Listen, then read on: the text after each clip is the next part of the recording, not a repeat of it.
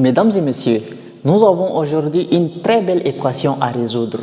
A fois A sur A plus A qui est égal à 3.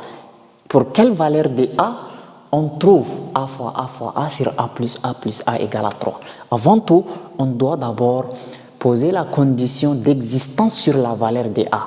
Parce qu'il s'agit d'une équation rationnelle, parce que la variable A se trouve au dénominateur.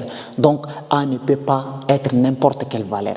Donc, pour que notre équation existe, donc E existe, si et seulement si A plus A doit être un nombre qui est différent de 0. C'est-à-dire la somme des A des dénominateurs doit être des nombres qui ne sont pas égaux à 0. Donc, A plus A, ça nous fait 3A. 3A doit être différent de 0. Donc, A doit être différent de 0 sur 3. Ça veut dire A va être différent de 0. Donc, on va chercher toutes les solutions. Mais quand on trouve A égale 0 comme solution, donc on va exclure 0 de la solution. C'est-à-dire A peut prendre n'importe quelle valeur, mais sauf 0. Donc, on va dire 2 de E égale R. R veut dire toutes les valeurs possibles que vous imaginez dans votre tête. Mais on a dit sauf 0. Donc, c'est pourquoi j'écris privé de 0, ça veut dire sauf 0. Alors, on a déjà trouvé la condition d'existence, l'ensemble des valeurs que peut prendre A. Alors, passons maintenant à la résolution de notre équation. Nous avons A fois A sur A plus A qui est égal à 3. Donc, A fois A, donc c'est égal à A au cube. Il n'y a pas de magie. A plus A, ça fait 3A qui est égal à 3. Alors, il suffit juste qu'on fasse ce qu'on appelle le produit en croix. Donc, ici, c'est comme si on a 1 au dénominateur. Le produit en croix veut dire quoi? Quand vous avez égal ici, vous mettez l'égal et vous multipliez dans ce sens.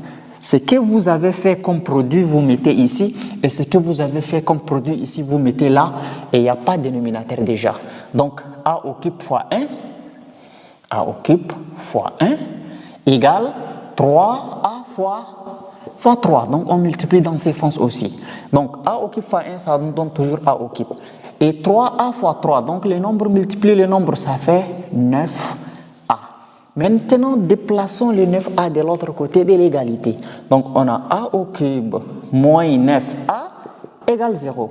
Maintenant, A au cube, ça veut dire A fois A au carré moins 9 fois A qui est égal à 0. Alors, on va mettre A en facteur de A au carré moins 9 égale 0. Bien. À partir d'ici, qu'est-ce qu'il faut faire? Ça veut dire que c'est un produit de facteur qui est égal à 0. Donc, si on a A, facteur de A au carré moins 9 égale 0, ça veut dire que le A est égal à 0, ou le A au carré moins 9 aussi nous donne 0. Donc, ici, A égale à 0, ou le A, voilà, ici, A au carré moins 9, donc A au carré moins 3 au carré qui nous donne 0. Donc, ça veut dire que A au carré moins 9, ça ressemble à la forme A au carré moins B au carré. Donc, quand on a A au carré moins B au carré, la forme factorisée, c'est A moins B facteur de A plus B. Donc, qui veut dire que A au carré moins 9, on le factorise, on trouve A moins 3, facteur de A plus 3, qui est égal à 0. Bien, à partir d'ici, on va dire que ici, A moins 3 égale 0, voilà, ou A plus 3 égale 0.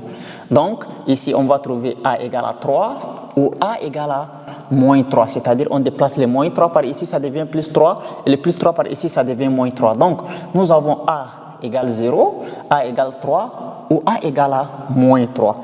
Mais or, on a dit que si on trouve A égale 0, on ne va pas prendre 0 comme solution parce que 0 n'appartient pas au domaine de définition de notre équation. Donc, cette solution est exclue, A est toujours différent de 0. Donc, l'ensemble des solutions pour notre équation, c'est moins 3 et 3. Ça veut dire si vous remplacez, là où il y a A par moins 3, vous trouvez 3. Là où il y a A par 3, vous trouvez aussi 3 et ça vérifie.